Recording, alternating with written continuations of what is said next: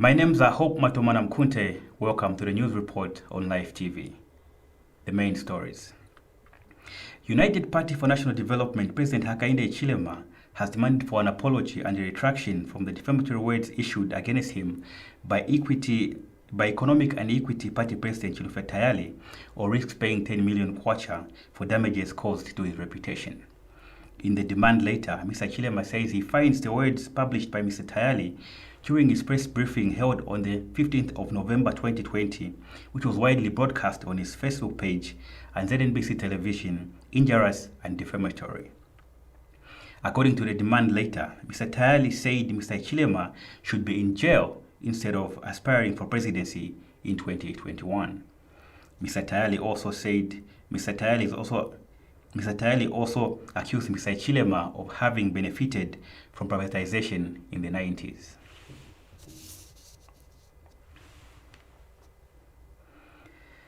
Patriotic Front Chairperson for Legal Affairs Brian Mundubile has urged people who don't think President Lungu is eligible to stand in next year's presidential election to take the matter to court. Mr. Mundubile accused the opposition of diverting people's attention from real issues by bringing up President Lungu's eligibility, a matter which he says had already been settled by the Constitutional Court. He says people questioning President Lungu's eligibility are actually criticizing the Constitutional Court, which ruled that the head of state did not serve a term when he was first elected in 2015. During a major briefing yesterday, Mr. Mundubile said the PF had settled for President Lungu as its candidate for next year's general elections and that no amount of talk will sway its decision. This is in a report according to the Daily Mail, Zambia.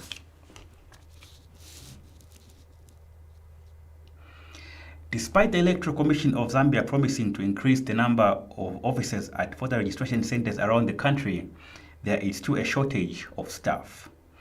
The voter registration exercise, which began on the 9th of November, has been characterized by long queues due to the shortage of registration officers, and in some instances, some machines have been found not working.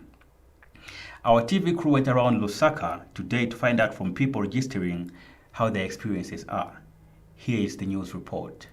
The experience has been very bad, I'll say. The process is very slow. The ECZ can bring in more voters registrars to help out. I think it will work out. Otherwise, the process is very slow. You find that people come here as late as 0. They leave this place as late as 22 without even getting any card. Now imagine from 05, then you find that those people are just people that are working there. So I don't know how the ECZ can help us, but if they can bring in more voters registrars to help the process to move fast. Otherwise, the process is very slow. We need manpower. There's not enough manpower. There's only one person that is doing everything. I think the process is slow. I think the process is slow. They have to do something about it because we have been here. The whole last week, we come around 11, 18 hours. The price for us. So it has just been like that. So I don't know, the process is slow. The ECZ, they have to do something about it. Yeah, it's too long actually. As you can see, it's just too long. People keep on coming. I think we're going to type. I am going to go each letter. I talk about 1111. When I'm number 2, I go fast. But when number 1, I go a bit slow. So I'm going to go fast. I'm going to fast to you, but I'm lining about the fast. So when I'm going to 05, but I'm going to manpower want to figure out them one more face of Kalamambi, not one more. Then see it, right? Ninapoya kusema unaona kwa uti tapeza ya chepa line but tumo kali line. So upemba ni home. Kufika watu ambili utu watu asile ka fast. Yote tu no ngabo tu was a one day talk about it was a one day mo kabila tu was a one day. ati pamanda akupa unaweza kambia so alitoka kwamba watu wose so angatoka. We now take a break. When we come back, more news stories for you.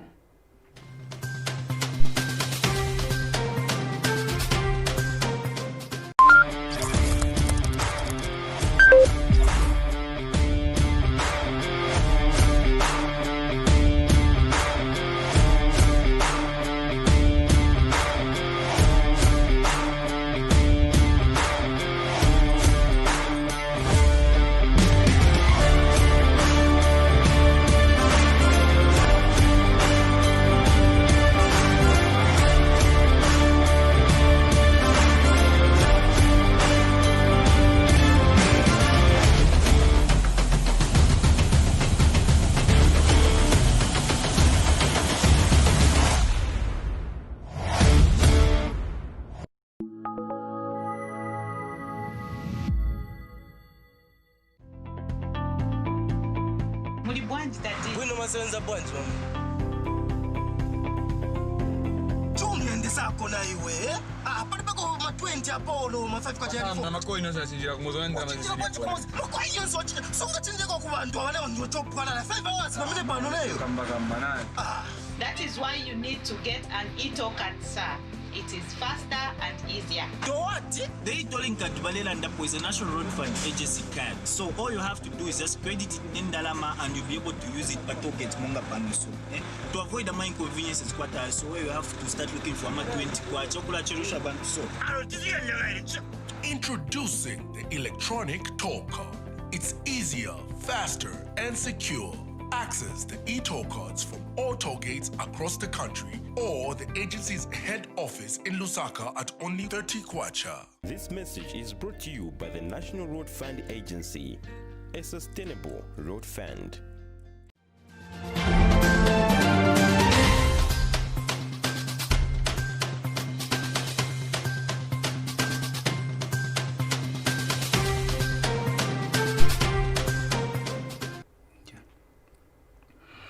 A Matero woman has registered twice to vote, prompting people to ask how that was possible when ECZ were now using the biometric system to capture identification data. The lack of comment from ECZ on this matter has prompted people to express their concern over the transparency of the voter registration exercise. Even though ECZ will verify the voter register before the elections to weed out duplicate entries, people have expressed concern about the accuracy of the biometric system used to capture identification data. In related news, ECZ has increased the number of registration hours from 8 hours to 24 hours in highly congested areas. ECZ has since asked citizens to take advantage of the adjustments in time to register as voters in order to vote in next year's general elections.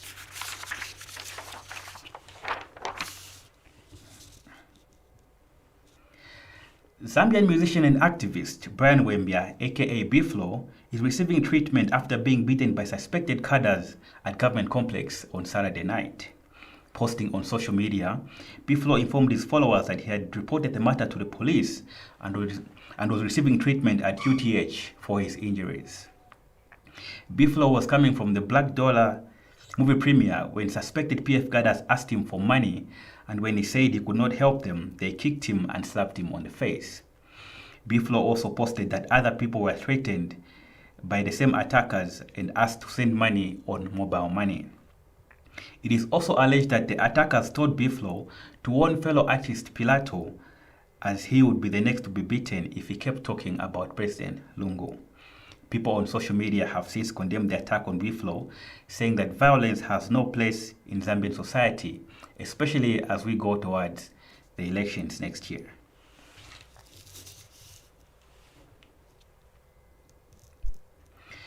The World Health Organization has commemorated World Diabetes Day, which fell on the 14th of November 2020 with the theme, The Nurse and Diabetes.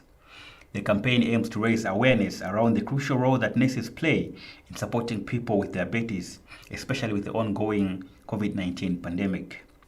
According to the World Health Organization, nurses account for 59% of health professionals in the world, and that there were currently over 27 million nurses in the world. But the World Health Organization is also saying that there is a shortage of 5.9 million nurses, and that 89% of the shortage is concentrated in low and middle income countries like Zambia. The World Health Organization also says that the number of nurses trained and employed needs to grow by at least 80% every year to overcome this alarming shortfall in the profession by the year 2030. Here is a message from the World Health Organization.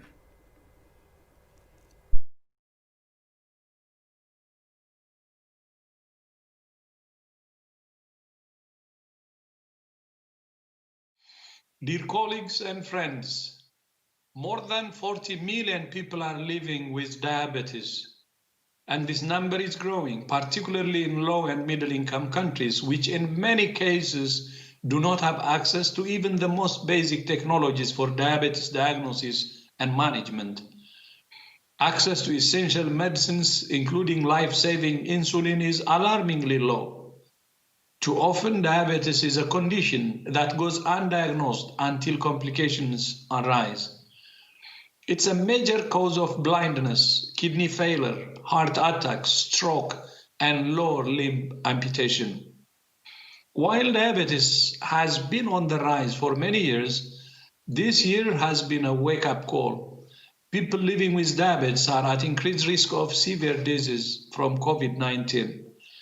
In addition, health services and supplies of medicines for people with diabetes have been significantly disrupted due to the COVID-19 pandemic.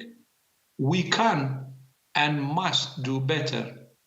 We must improve our coordination to support countries to make the policy and fiscal decisions that can prevent diabetes, to provide them with the guidance and tools that they need to provide care at the primary healthcare level, and to work through all the channels necessary to help make diagnostics and medicines affordable. 1 year ago, WHO launched a pilot program to pre-qualify human insulin to increase treatment for diabetes in low and middle income countries. To coincide with the 100th anniversary of the discovery of insulin in April next year, WHO and partners plan to launch the Global Diabetes Compact, a new initiative to define a global coverage target, a price tag, new technical tools and guidelines, and mechanisms to drive innovation.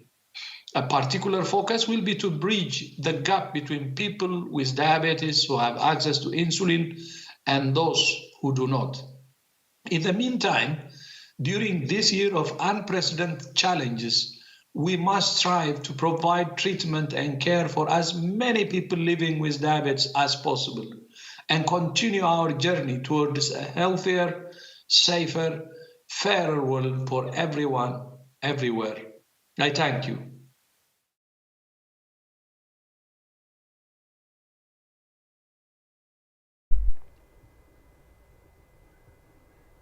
Thank you. To end the news stories, a recap of the main stories. Hakainde Chilema demands apology from Tayali. PF urges legal action over President Lungu's eligibility. Voter registration still facing challenges despite ECZ extension. Matero woman registers twice to vote.